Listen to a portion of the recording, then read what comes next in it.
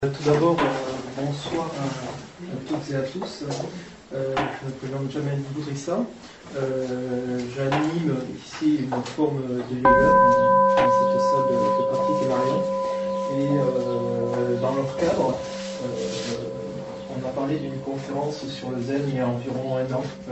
Pour dire, ce serait bien qu'on fasse une conférence animée par le maître et moi, ici présent, Monto Depatso. Et puis ça s'est lancé, et puis on a décidé cette date à laquelle vous avez répondu présent. Pour commencer, tout d'abord, j'ai proposé à Marion et Patrick d'enregistrer cette conférence de telle manière que si vous le souhaitez, à l'avenir, si vous voulez récupérer la conférence, je puisse vous la transmettre par email ou via CD, etc. Donc n'hésitez pas à laisser vos adresses électroniques ou vos adresses tout court si vous voulez l'envoi postal. Est-ce que ça dérange? Non. Très bien, merci. Présentation un petit peu de Monto Depatso. Alors, par thème. Un petit peu par thème. D'abord, c'est Monto Depatso, c'est son nom d'ordination. Son nom d'ordination en espéranto. En français, cela veut dire montagne de paix. Et son nom d'état civil est Daniel Azenek. Ce qui nous permet de rapprocher pourquoi Daniel Azenek et pourquoi Monto Depatso. Donc c'est avant tout, c'est au départ, un professionnel de l'ergonomie et de tout ce qui est prévention des troubles des TMS, ce qu'on appelle les TMS, les troubles musculo-squelettiques. On en parlera sûrement durant cette conférence, et, en abordant principalement le corps, ainsi que ses positions. Et dans ce cadre-là, il a reçu de multiples récompenses, entre autres dans les concours Lépine. Ce qui veut dire que ce qu'il a mis, ce qu'il a créé, ça a été très fortement reconnu. Et il a mis entre autres quelque chose d'innovant, c'est un logiciel de calcul des forces sur chaque articulation du corps humain, des forces en fonction des positions que l'être humain a. C'est très intéressant. Il a créé des postes de travail tridimensionnels, voilà. Et il a animé de grandes conférences sur l'ergonomie dans des grandes villes comme Paris, Bruxelles, Bordeaux et en Allemagne, Dortmund.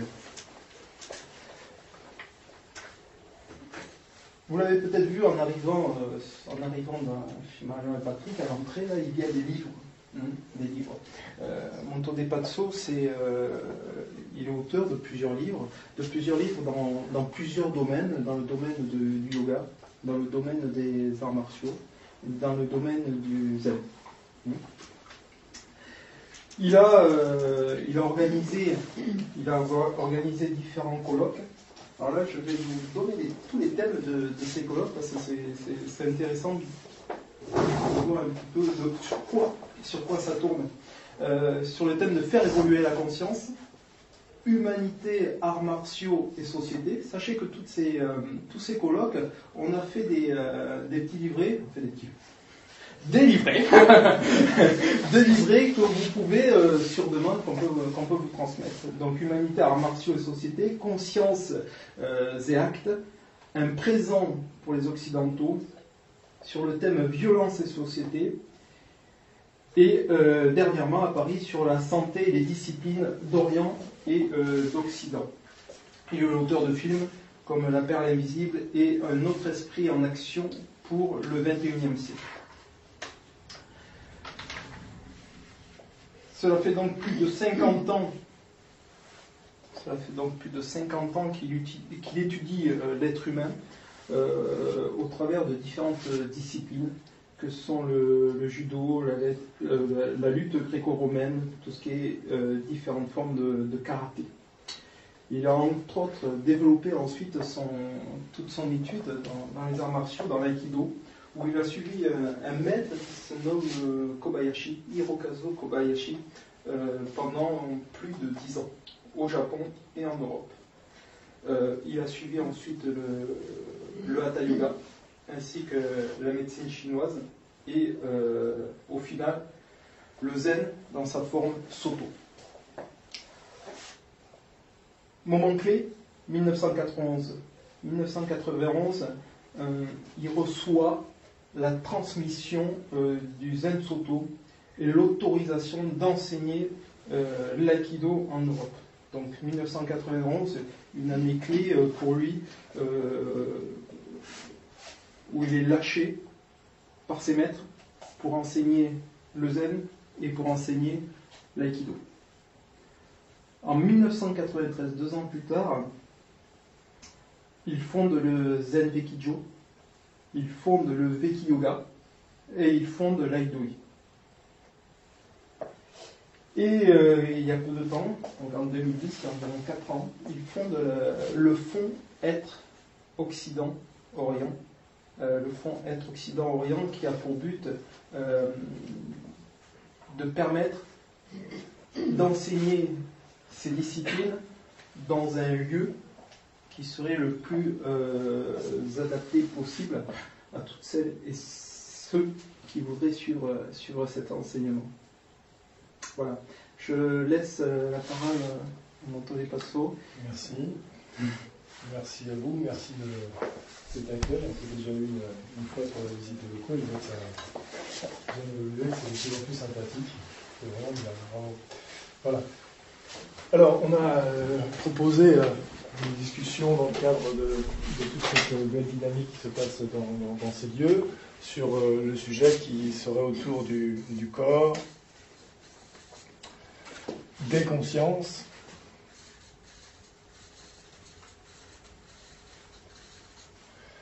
et je le mets entre parenthèses, on verra pourquoi tout à l'heure, de l'esprit. Alors, on va utiliser, je vais utiliser dans ce développement ces expérimentations qui ont été éprouvées pendant cette cinquantaine d'années passées pour pouvoir avancer dans notre sujet. Si vous avez des questions au fur et à mesure, ou levez la main, que ça va de manière très sympathique et très fluide. C'est le premier thème, mais je vais en fait venir à la fin. Hein. C'est le premier thème, en même temps,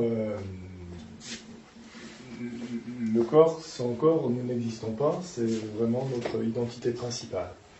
Bon, on reviendra à la fin. Pourquoi il y a marqué des consciences ? Nous avons aussi sens et...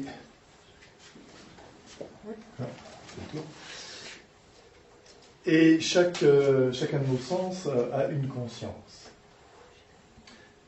Nous avons nos organes des sens, partons des 5 premiers, ceux que nous connaissons couramment. Donc, on va prendre la vision, l'odorat, l'ouïe, le goût, le toucher. Et ce sont des capacités sensitives qui vont nous permettre de construire notre système neurologique et ensuite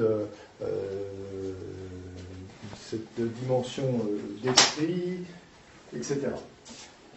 Cependant, c'est une forme de capacité, mais c'est pas vraiment les sens ne sont pas vraiment mis en action. C'est pour ça qu'on parle de conscience. Nous avons chacun un ou 2 sens dominants, et les autres sont très peu utilisés. Ils sont en potentiel, c'est-à-dire les 5 sens sont rarement utilisés par les Homo sapiens dans leur grand potentiel. Donc nous avons en potentiel chacun de ces sens, et ils sont très peu utilisés. Et quand ils sont utilisés, on verra ici dans quel cadre c'est utilisé. Bien. Et donc, chacun de ces sens, lorsqu'il est développé au maximum, apporte des informations au système nerveux central, pas simplement sur notre environnement, mais aussi sur notre propre vivant. Et ceci est constitutif des informations qui nous composent et participent à notre conscience centrale pour l'alimenter d'informations. Et pour ça, je vais vous faire un croquis ici. On va le faire dans une autre couleur. J'utilise beaucoup de petits dessins comme ça, parce que ça fixe la pensée. Et puis, les choses simples nous permettent de traiter des choses un peu plus complexes. Ces sujets-là ont été abordés avec un monsieur avec lequel que j'ai rencontré plusieurs fois, qui était le docteur professeur Paul Chauchat, qui est neurobiologiste et neuropédagogue, président honoraire de la Sorbonne, et qui est décédé il y a quelques temps, et qui a fait de gros travaux avec le maître zen d'Eshimaru, qui avait importé le Soto Zen en Europe. Bonsoir. Et donc nous avons beaucoup échangé, et vous avez dans les livres, dans deux ou trois des livres, il a fait des contributions. Voilà. Donc à partir de toutes ces recherches, à partir de nos discussions, j'ai essayé de tirer des points forts, et en même temps extrêmement simples, pour qu'on arrive à comprendre un peu comment ça fonctionne. Par exemple, quelqu'un ne connaisserait pas le Rubik's Cube, ce fameux petit jeu que l'on articulait pour trouver les faces de même couleur. Tout le monde connaît le Rubik's Cube? Oui. Ça va? Bien. Donc je vais dessiner un Rubik's Cube, puisque tout le monde le connaît. On voit comment ça bouge, et on sait peut-être tous essayer à aligner les couleurs, etc., face par face. Hein. Alors, on va lui faire une face ici. Voilà. Donc ce Rubik's Cube, il est composé de multiples cubes. Alors je ne sais plus combien, mais bon, je crois que c'est 3. Voilà. Là, nous voyons 3 faces. Il y en a encore une ici, une ici, une ici. Et à chaque petit cube, nous ne voyons que une, voire 2 faces. Donc il y a des faces qui sont invisibles. Maintenant, il suffirait de les tourner pour qu'elles apparaissent. Sur chaque face, si on fait des petites représentations, on va faire des représentations qui vont symboliser une information. Peu importe. Donc, par exemple, on va faire des petits points rouges. Voilà. Sur chaque face, il va y avoir, pas toutes les faces, un point rouge. Et puis on fait une petite croix verte. Et puis voilà.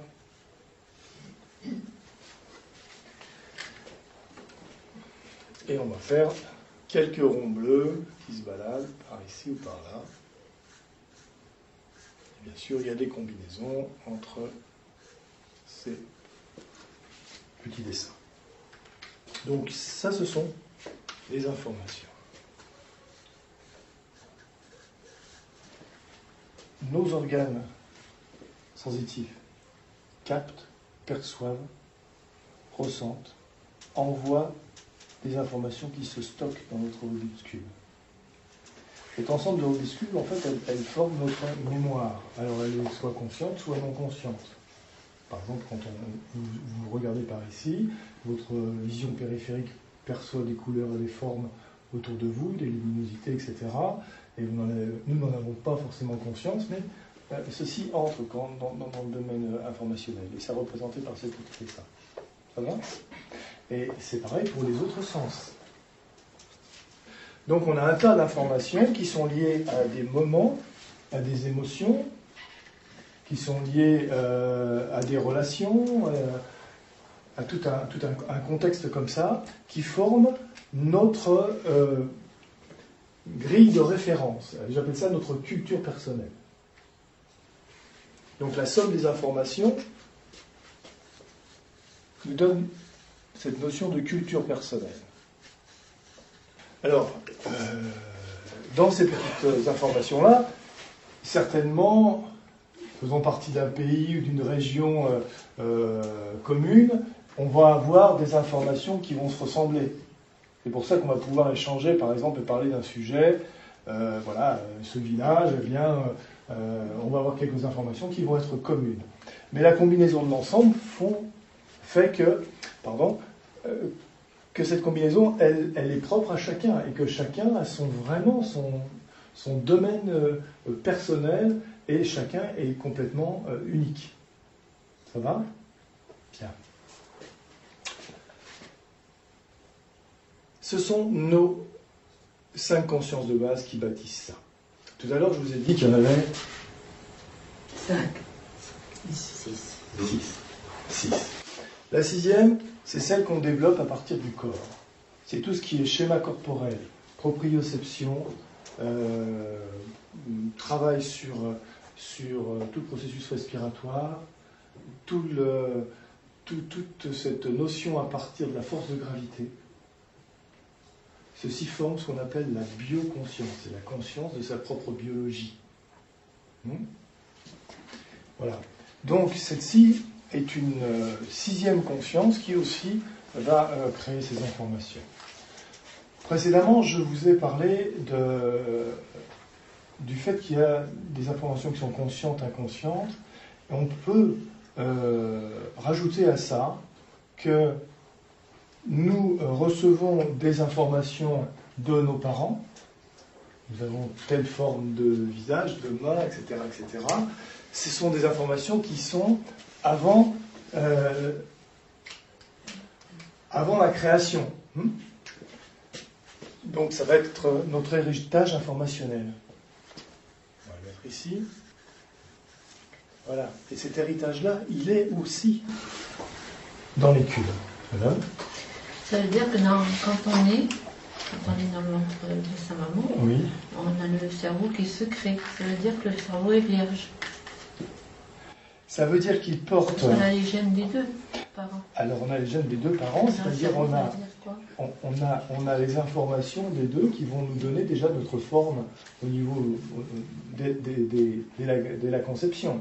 Et ça va se développer et par déjà certaines perceptions du fœtus, des informations vont déjà arriver et se mettre dans les Rubik's Cube. Ces informations-là créent la forme. La forme, c'est celle que nous avons dès les moments après la conception.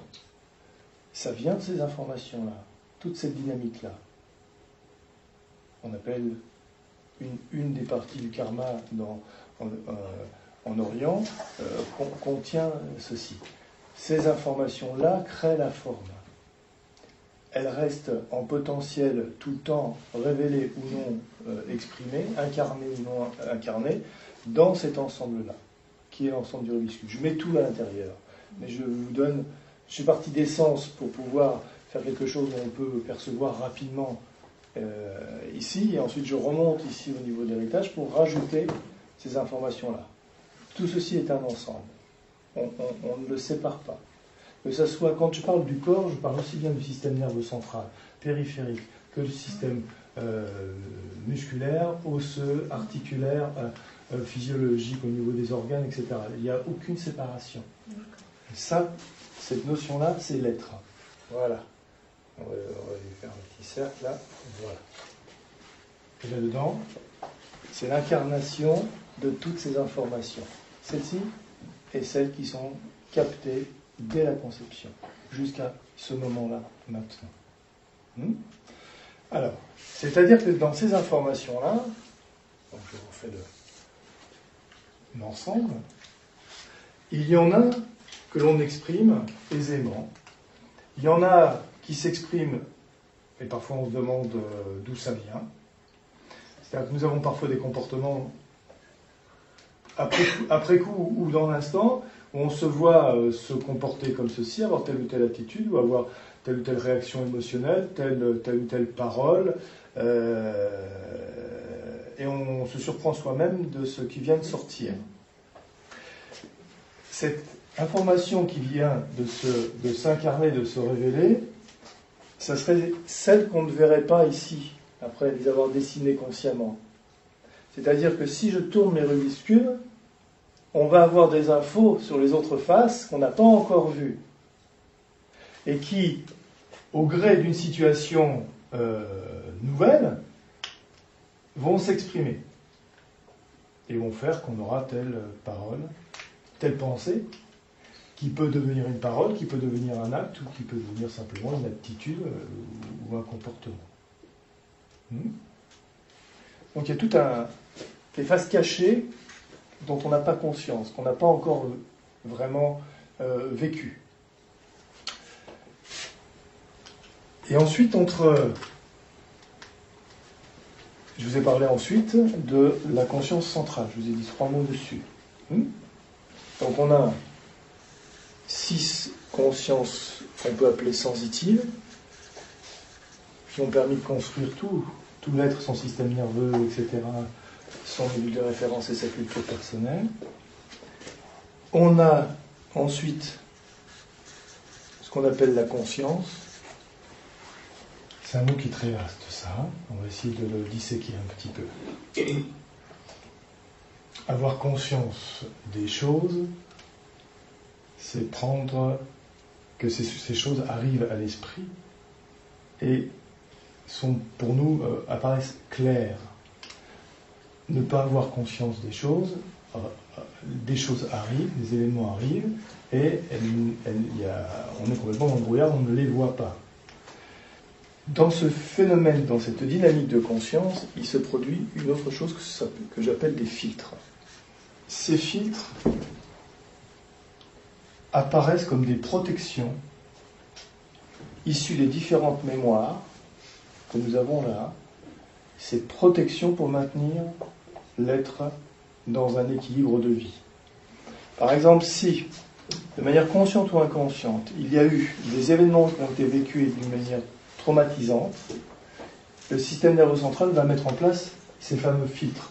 Si une situation réapparaît de la même manière, ces filtres vont permettre de filtrer cette info pour qu'elle ne vienne pas perturber profondément l'être et que la vie continue.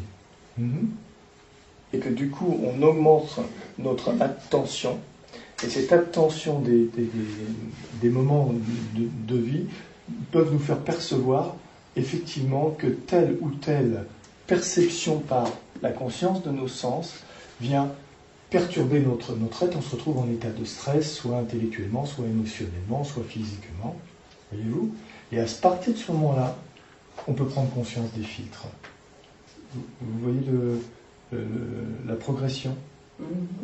À partir de... Les filtres, eux, sont là pour protéger l'être de situations qui se sont déjà produites, qui le mettaient en état de danger.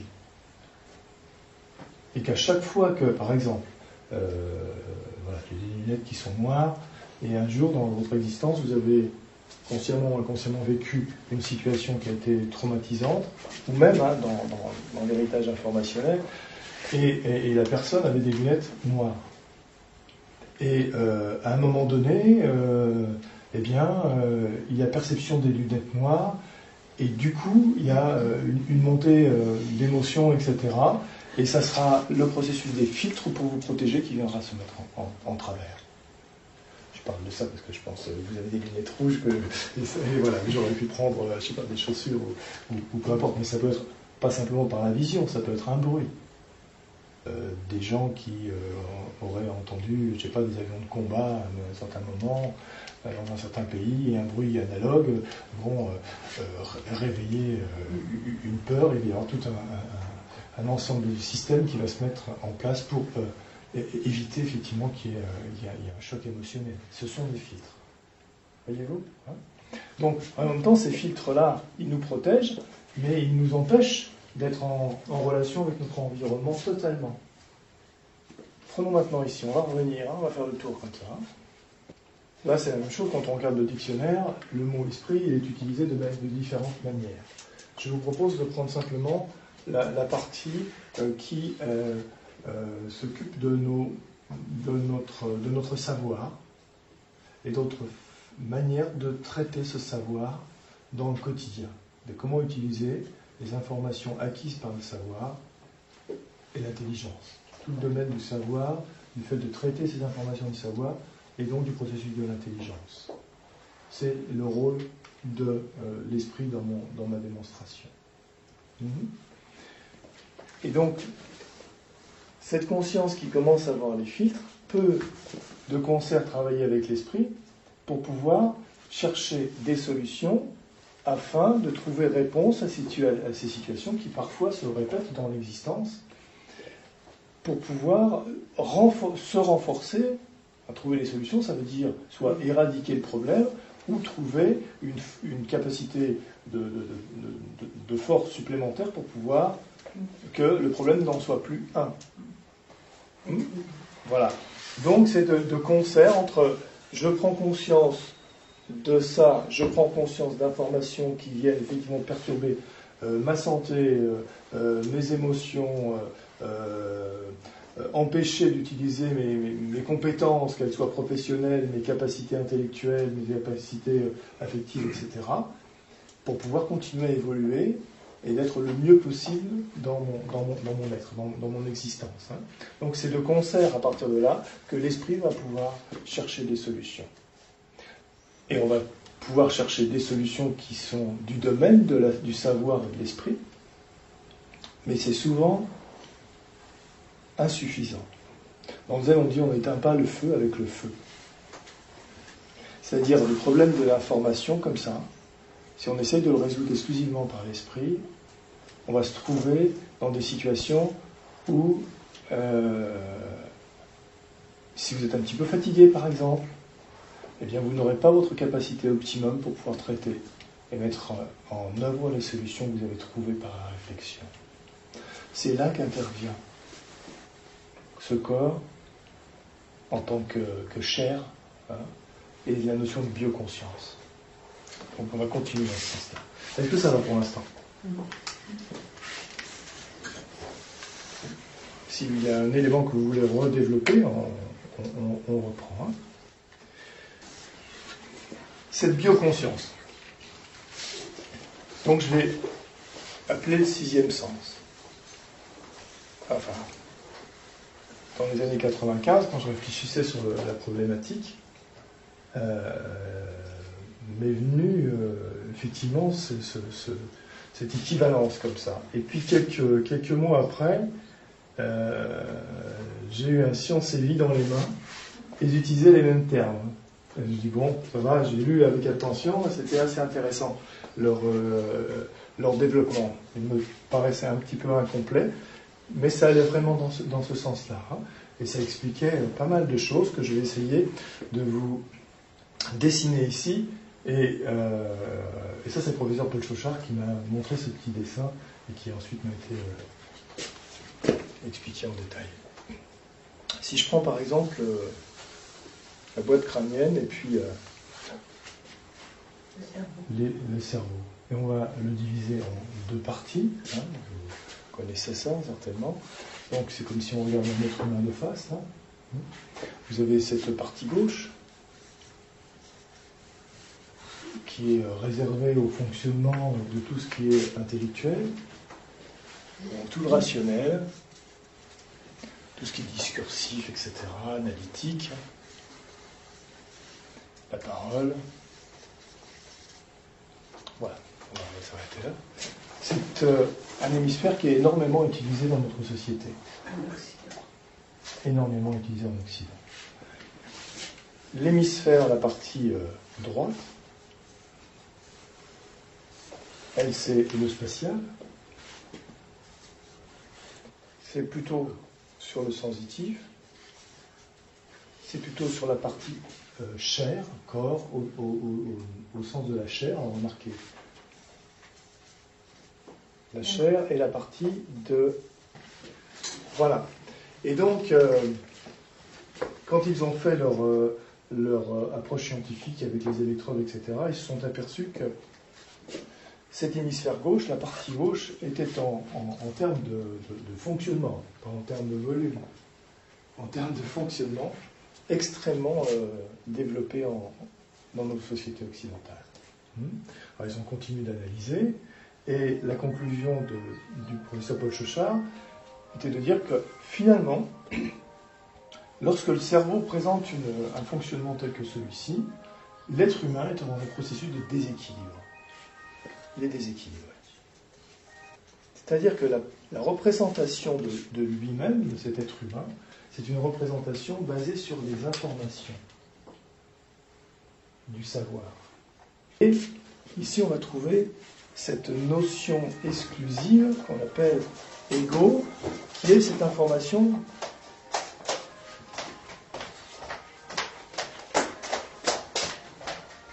Donc, qui oublie, et quand je dis exclusif, c'est-à-dire que cette partie-là est souvent niée. Et en plus, on est dans une dynamique, je vais dire, interprétation judéo-chrétienne des textes qui a fait que pendant de longs siècles, cette partie-là a été, notamment au niveau du corps, assez mis de côté. C'est amplifié à la Renaissance, où cette partie-là a été vraiment développée. Et on peut dire aussi que la Renaissance a développé beaucoup d'arts qui ont un peu équilibré, hein, mais ça c'était au niveau d'une certaine partie de la société. Bien, revenons dans ce processus de déséquilibre.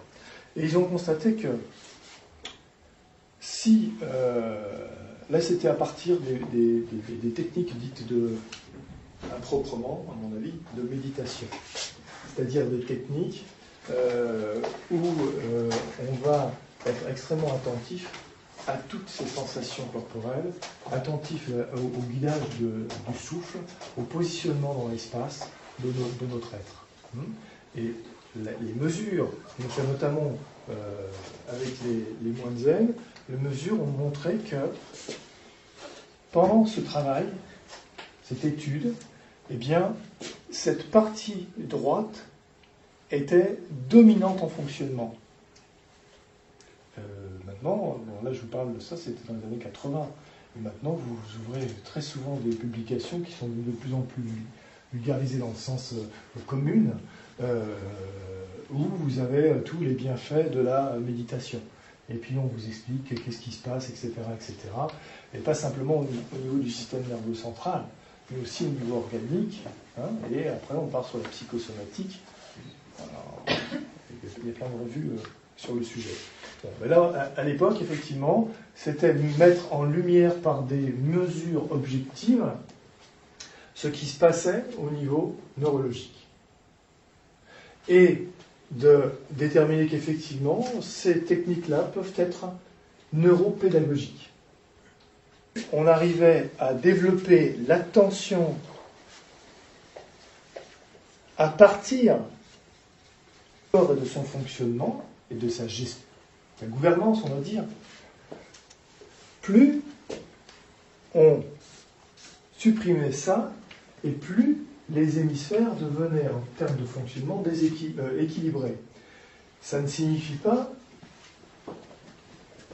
qu'on diminue le fonctionnement de la partie gauche. Hein, je vous ai dit tout à l'heure, ce n'est pas une question de volume, c'est une question d'intensité de fonctionnement. Hein.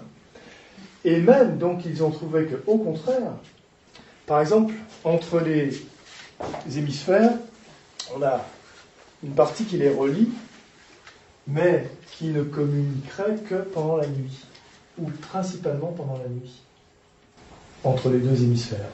C'est l'échange d'informations. Eh bien, ils ont constaté que pendant ce travail de grande attention à partir du corps, et de la respiration notamment, eh bien, il y avait communication, sans dormir, entre les deux hémisphères. C'est-à-dire, si je reviens un peu à cette image-là, c'est-à-dire que l'attention qu'on va pouvoir mettre ici et dans le mot esprit se connecte bien avec la conscience et les informations qui apparaissent sont immédiatement vues et du coup les solutions apparaissent de telle façon que lorsque, on va reprendre une autre image, pour trouver des images très simples pour qu'on se comprenne bien. Je prends une graine, je la mets dans la bonne terre, à la bonne époque, au bon moment.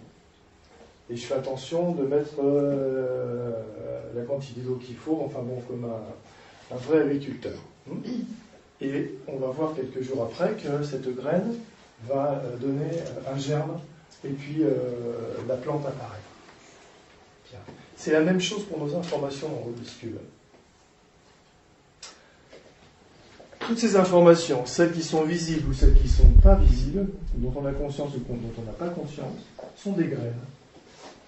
Et suivant la situation, le moment, ces graines vont pousser ou non. Et quand elles poussent, si votre conscience de culture personnelle n'approuve pas ce nouveau végétal, cette nouvelle fleur, ou cette nouvelle arbre, peu importe, il se passe un conflit à l'intérieur. On peut avoir des organes déséquilibrés, des humeurs, et puis même être dans des processus plus profonds. Et donc ils ont trouvé que lorsque l'attention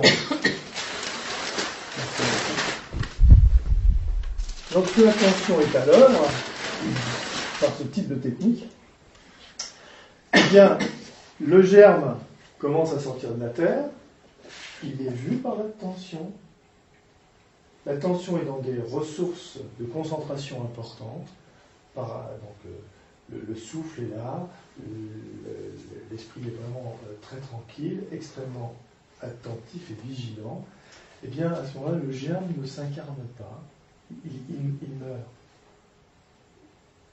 La graine n'a pas donné d'arbre qui ne donnera pas de fleurs et qui n'aura pas de fruits pour se reproduire via les futures graines contenues dans le processus. Donc, si on revient sur ce qu'on a dit tout à l'heure, plusieurs personnes dans la salle ont acquiescé de la tête. Je dis que parfois, on a une information qui nous apparaît au moment et qui s'incarne. Et on se dit, qu'est-ce qu'on est en train de faire, qu'est-ce qu'on est en train de dire. Ou alors c'est un jour, 2 jours après. Mais qu'est-ce que j'ai dit là? Qu'est-ce que j'ai fait? D'où ça sort cette histoire-là? Moi, je ne ressemble pas à ça. Enfin bon, il y a un petit conflit comme ça entre l'ego qui s'est exprimé et la conscience qui, après coup, ou dans le même moment, se dit, oh, qu'est-ce qui se passe? Eh bien, donc, ils ont, le professeur Pochochar et les moines zen qui se sont mis en action avec les appareils pour observer ce qui se passe, eh bien, ont déterminé que l'attention et ce processus de bioconscience permettant tous ces échanges-là permet de voir la graine, de la laisser, et elle dépérit. C'est-à-dire qu'elle ne s'incarne pas, elle ne s'exprime pas.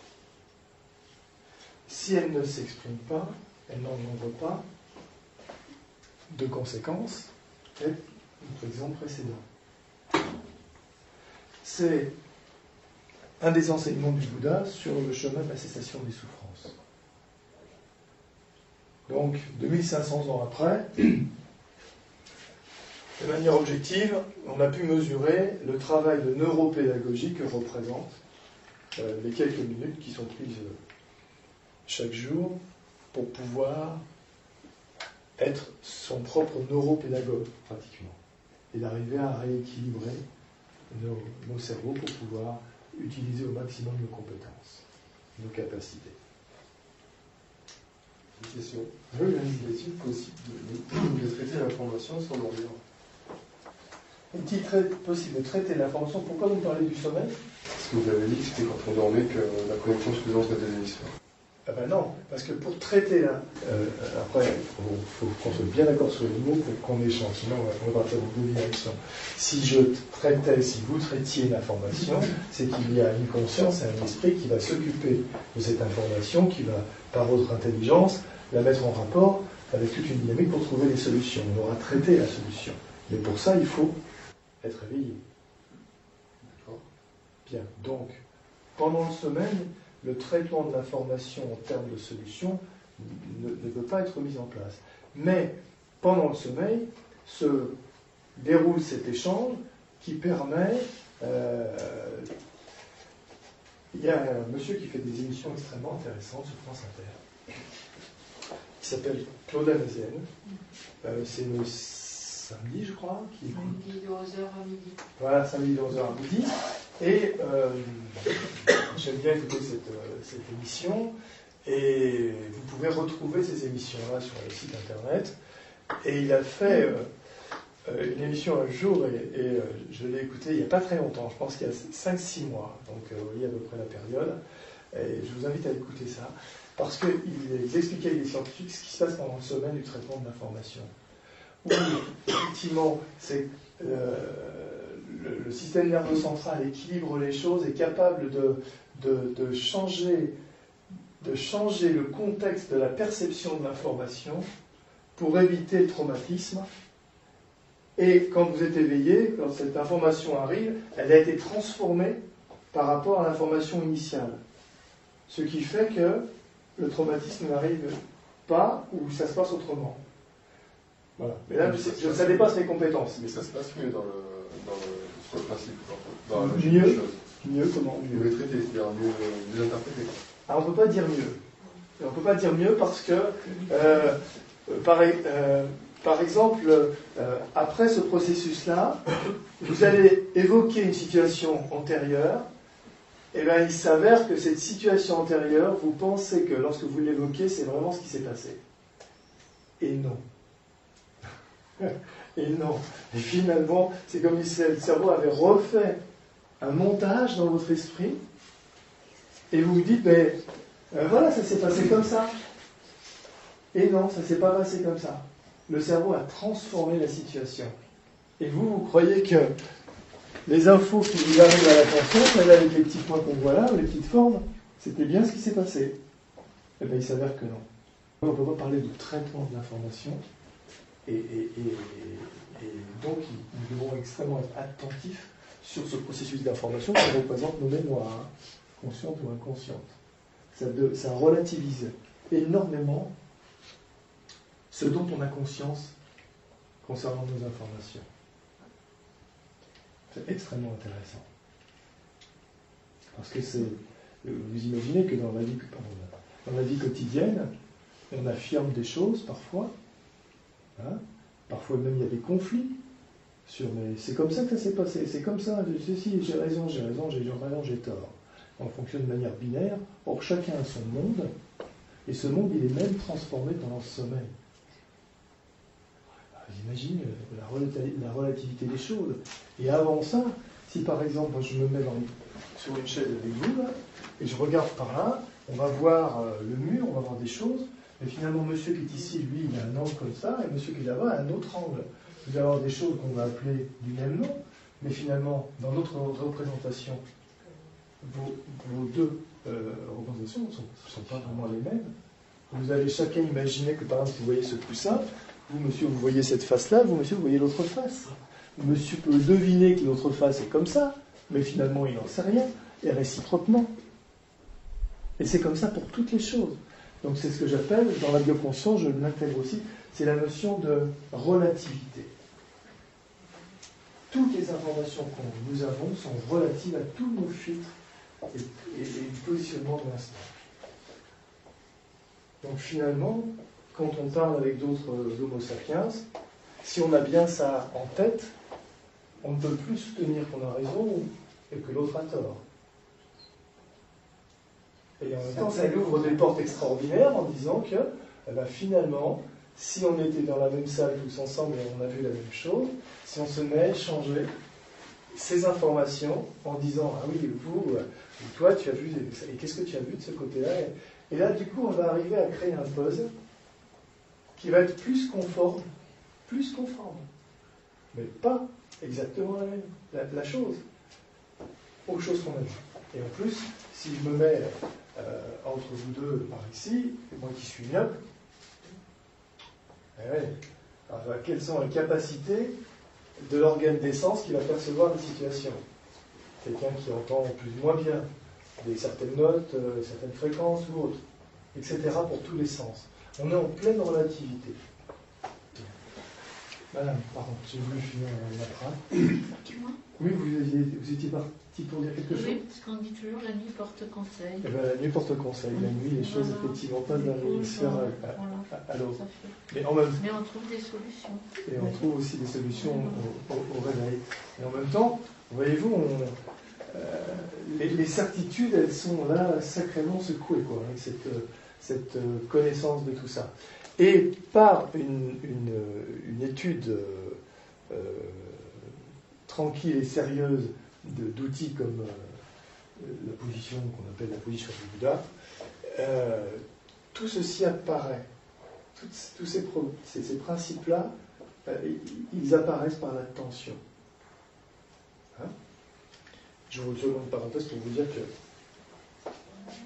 la position assise, dite la position du Bouddha, elle existait. Elle existait avant. Avant le Bouddha qui est né au Népal. Elle existait ici en Europe. Avant. Plus de 2000 ans avant. Elle existait chez les Amérindiens aussi. On a retrouvé des petites sculptures, des petites effigies dans ces deux continents, Europe et Amérique centrale.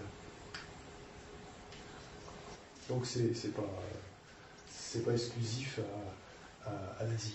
Je suis pas là pour démystifier les choses, mais c'est pour élargir au maximum les connaissances et arrêter d'être bloqué sur des sujets et puis d'avoir la vérité sur tout.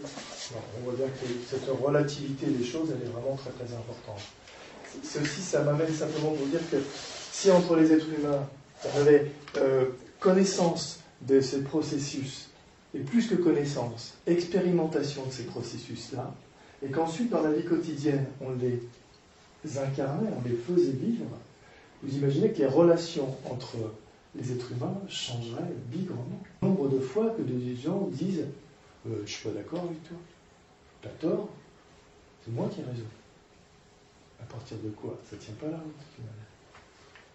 Alors que par cette connaissance vécue, empirique aussi, pas simplement intellectuelle, mais par expérience directe, eh bien, on va pouvoir écouter autrement.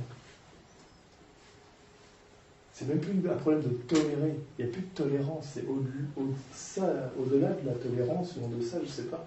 On n'est plus en problème de la tolérance, on a compris que chaque être perçoit certaines choses en complément des autres, et c'est tous ensemble qu'on pourrait effectivement avoir une représentation un peu plus précise des choses, on n'a plus besoin de se battre. Voilà, donc là je vous ai fait on est parti de là, j'ai laissé ça un peu de côté, puis on a refait le tour, on arrivait ici pour pouvoir en fait faire ce lien avec ces informations, notre fameux Rubik's Cube. Mais je vais vous faire un dernier petit dessin. Ne prenez pas ce dessin-là comme étant moraliste, critiqueur, supérieur, etc. Il n'en est pas du tout question. Mais c'est juste pour qu'on fixe dans notre tête ça. Si entre ça et ça, je dessinais ceci.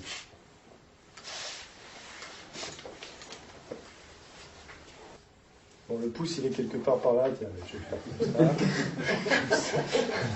Voilà. De ça. Bien. Vous voyez, cette main, c'est tout ça. Je vais le mettre ici. Enfin, ça passe derrière plutôt. Et là.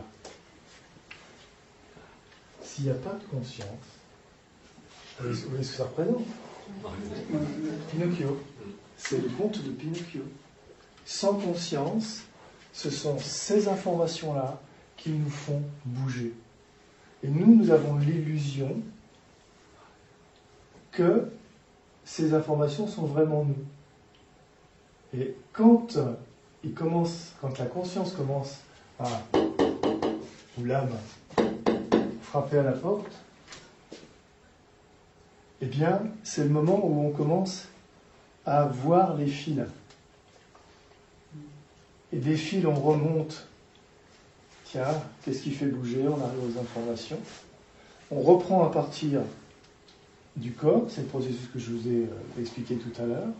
On augmente l'attention, la conscience, on rééquilibre nos cerveaux, notre système neuromusculaire se met bien en route, et à un moment, de manière naturelle, les fils, ils se délitent. Vous savez, pour un tissu, quand c'est un jour, j'avais un tissu dans ma cuisine, des fils de coton brodés. Et puis, bon, je l'ai fait, c'était le moment de les laver. Je les défais, je les mets dans la cuvette avec le produit, et puis je commence doucement à presser, puis un coup je tire, je n'avais plus que l'entourage, le cadre. Tout le reste, les fils étaient complètement, presque en poussière.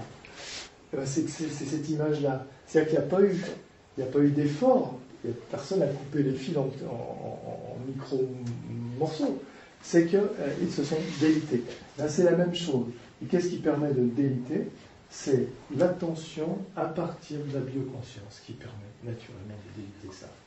Et du coup, cette bioconscience-là devient la conscience qu'on appelle le vrai ego. C'est-à-dire qu'on est conscient à partir de son être et pas simplement à partir des informations qui sont dans cette partie-là. Et les deux là se complètent. Si vous dites je, ben, c'est pas simplement les informations qui sont là, c'est pas simplement ça. Vous dites je, c'est l'ensemble. C'est une première phase. Après, il y a les autres phases, mais c'est pas le sujet de notre conférence. C'est plutôt le sujet basé sur toute cette dynamique de bioconscience.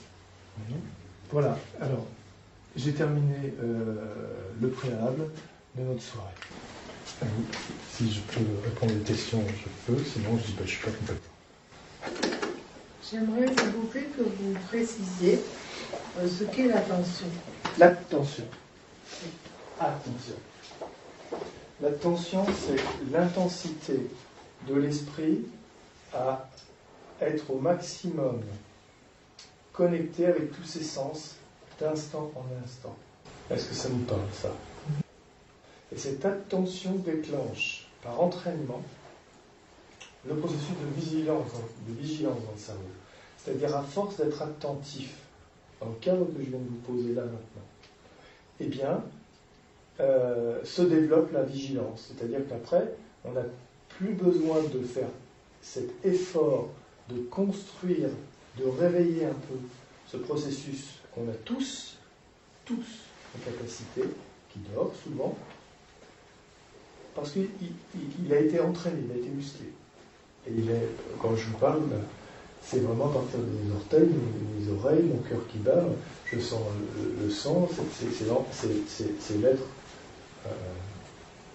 ensemble. Mais ça devient automatique parce que ça a été entraîné par l'attention, tel que je vous l'ai défini.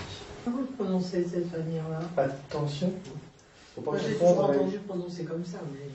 Faut pas confondre avec l'attention musculaire. Ah oui, d'accord. Parce que si je le parle, l'attention, il parle de quoi? Une tension, un muscle? Non, l'attention. L'attention, c'est vraiment un mot central dans la religion. Oui, ça je sais. Est-ce que c'est à la portée de tout le monde Ce processus-là? de faire de l'attention? Parce qu'on ne s'imagine pas vivre journellement en étant toujours attentif. C'est bien ce que je viens de vous dire, c'est que si vous réservez chaque jour quelques minutes, comme on fait sa toilette, comme on s'occupe de faire la cuisine pour pouvoir se nourrir, si on vous réserve chaque jour quelques minutes à cette attention, à la mise en œuvre, au réveil de cette attention, ben ça se fait. Automatiquement, c'est une gymnastique. C'est ça qui va déclencher ensuite la vigilance. C'est pas un truc extraordinaire, c'est ça que j'essaie d'expliquer aux gens. C'est pas un truc extraordinaire. Nous avons ces capacités-là. Elles dorment simplement. Il suffit de prendre conscience et puis dire ok, là, je vais réserver un petit peu de temps et puis ben, voilà, comme je me brosse les dents, je fais ma toilette, je vais développer mon attention même en me brossant les dents dans ma toilette. C'est extrêmement difficile. Ce que je dis difficile parce que chacun, on peut prendre nos sources, nos informations, nos références partout, et cette idée-là, elle est développée partout. Je dirais par les sages comme par les charlatans. Mais... oui, c'est juste. Et on parle beaucoup, on dit aux gens, mais prenez conscience de vous-même, de votre corps, mettez-vous une minute, etc.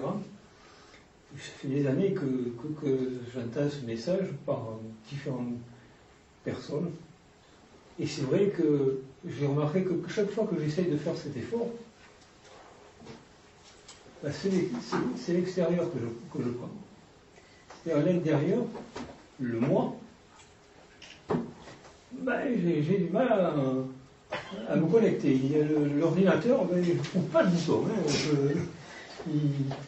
Il n'est pas évident de le faire parce qu'effectivement, j'ai beau me mettre par exemple dans un endroit de repos, etc. Alors, je ne sais pas si c'est les peurs, si c'est des inhibitions, etc. Mais c'est toujours l'extérieur que je revois, que je ressens, que j'entends.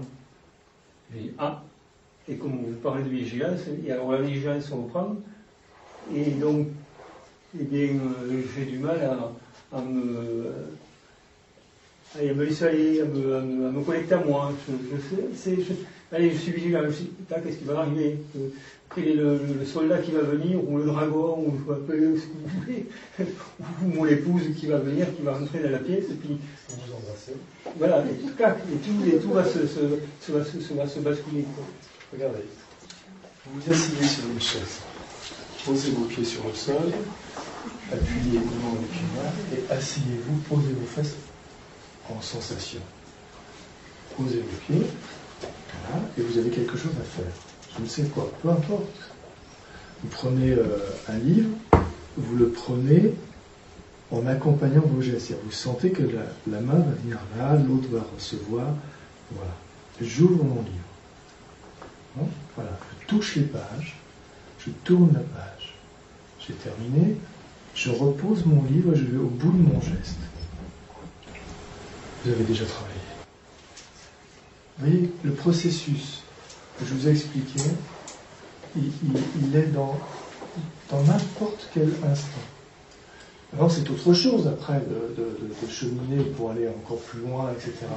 Évidemment, pour répondre à votre question, voilà. C'était pas une plaisanterie quand je dis quand vous brossez les dents. Ça peut être un rituel pour ça. Ce soir, vous allez brosser les dents.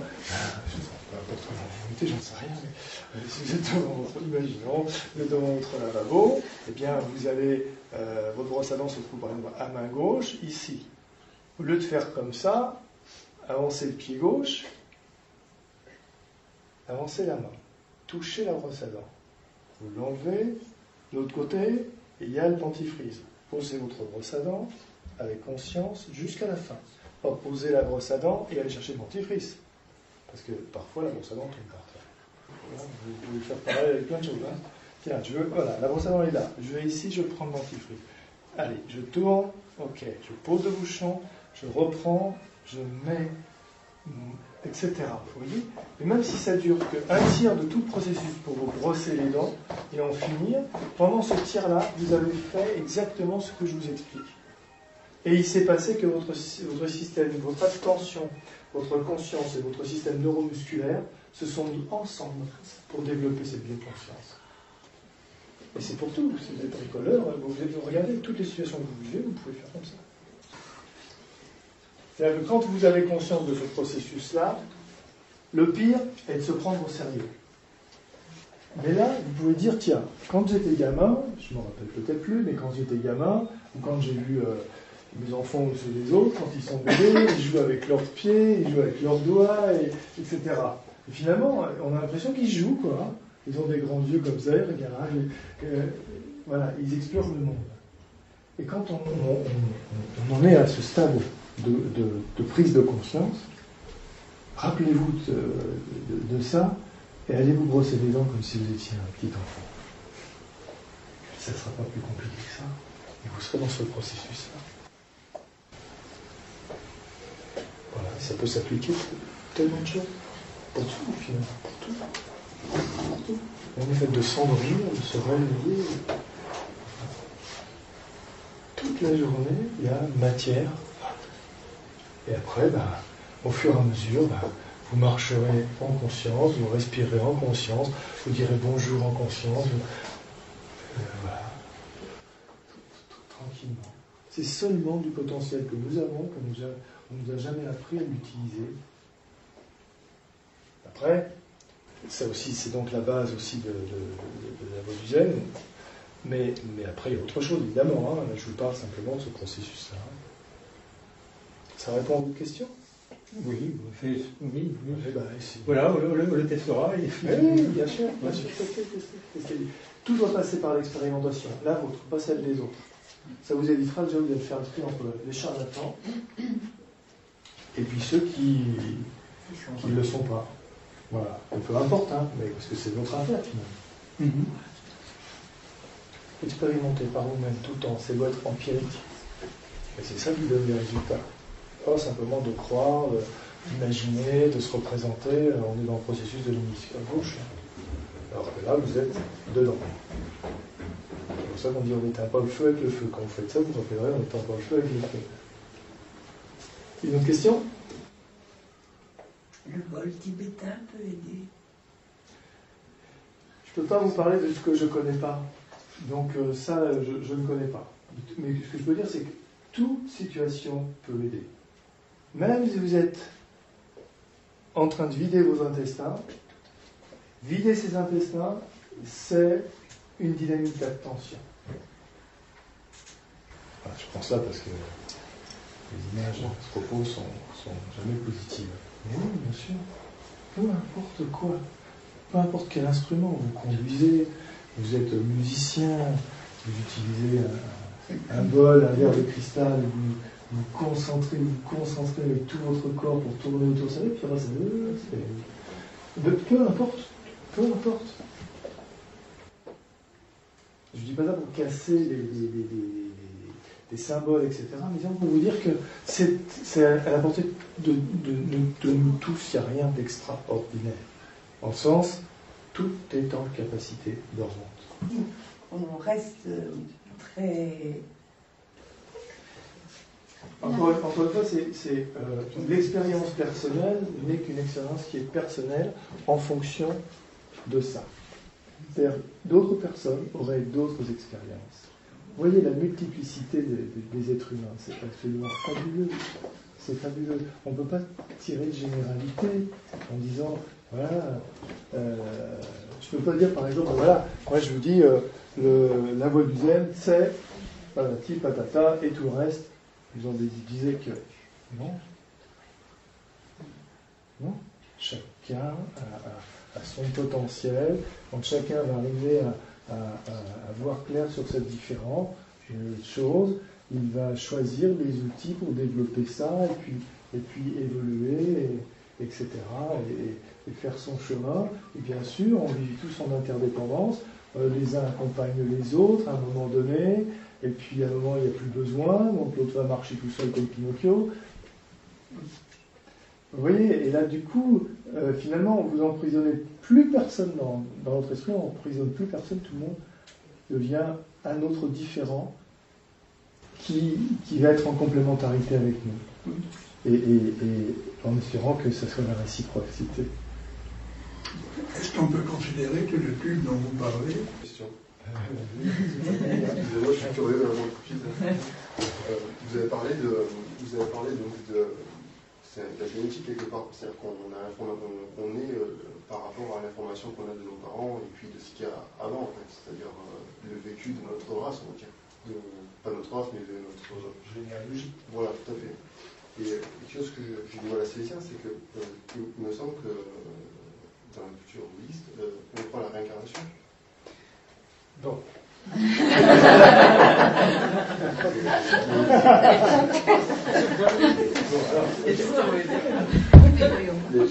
Je vais essayer de rester sur.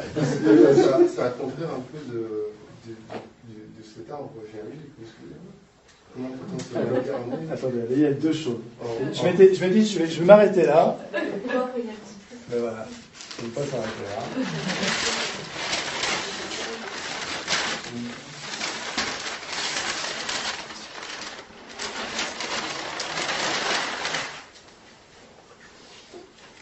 Quand vous êtes, si vous étiez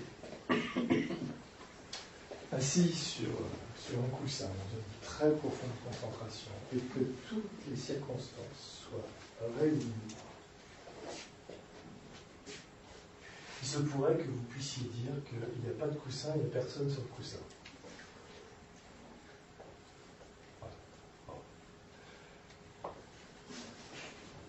À partir de ça,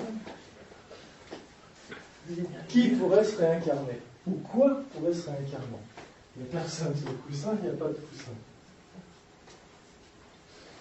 C'est la première réponse pour la réincarnation. Je ne dis pas qu'elle n'existe pas, je dis simplement cela. Ensuite, les informations qui datent. Alors, il y a deux problèmes. Je vais traiter le premier. Peut-être que je ne vais pas donner beaucoup de réponses, mais c'est seulement celle-ci que je vais vous donner. Nous allons comprendre. Ouais, c'est bon. Que j'essaie de comprendre. Et le deuxième, ces informations-là, ces germes-là, ils sont toujours en potentiel de donner un arbre, des fleurs, des fruits, des graines, et de retomber dans la terre pour se multiplier. Alors là, je veux bien entendre que, justement, les graines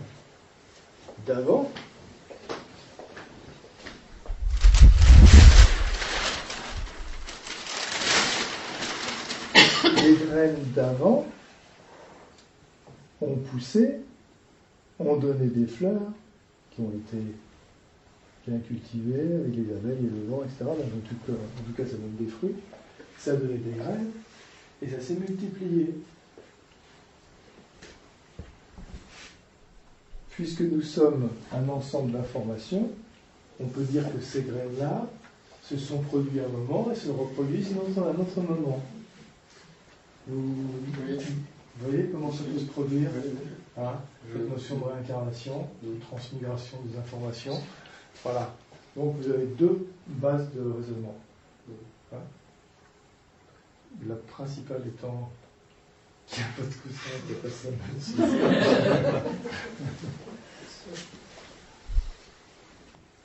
ça. J'ai répondu à votre question?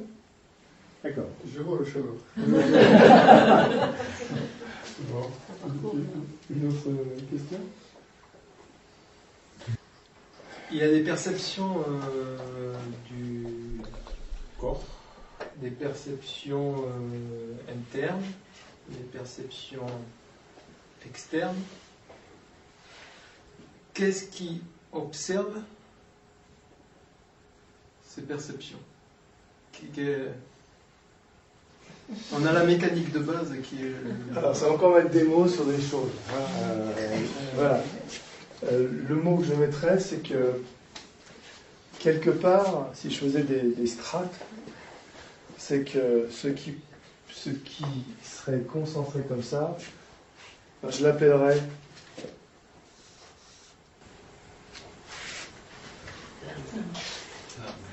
mais c'est une question de mots encore. Ça c'est le petit, ça c'est celui qui est le plus complet, et après, mais c'est on met des strates là pour juste, on dissèque un peu les choses. Mais c'est quelque chose qui observe, comme on appelle ça la fine fleur de la conscience.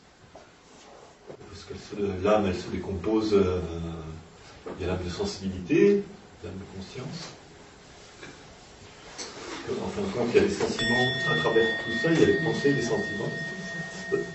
À travers toutes ces expériences, quoi. Oui. Et j'utilise l'âme. J'utilise l'âme parce que dans l'expérience mystique, si on cherche des mots, on peut parler de conscience cosmique. Puis les chrétiens peuvent dire Dieu, par exemple. Je sais pas, Dieu par conscience. Bon, et mon témoignage, c'est que l'âme est la conscience cosmique via l'incarnation humaine. Voilà. Parce que là, je parle de la fine fleur de la conscience. C'est encore mieux, hein. C'est la raison pour laquelle j'utilise ça. Donc je ne décline pas l'âme comme vous le déclinez. Pendant le cheminement, c'est difficile de faire la différence entre ça c'est simple. Ça, c'est un peu plus complexe. Ça, c'est assez simple. La conscience culturelle. Hein. ça, c'est quand même assez simple, mais elle dépend beaucoup de alors que l'autre, elle ne se révèle vraiment que lorsque on est dans un état de très profonde concentration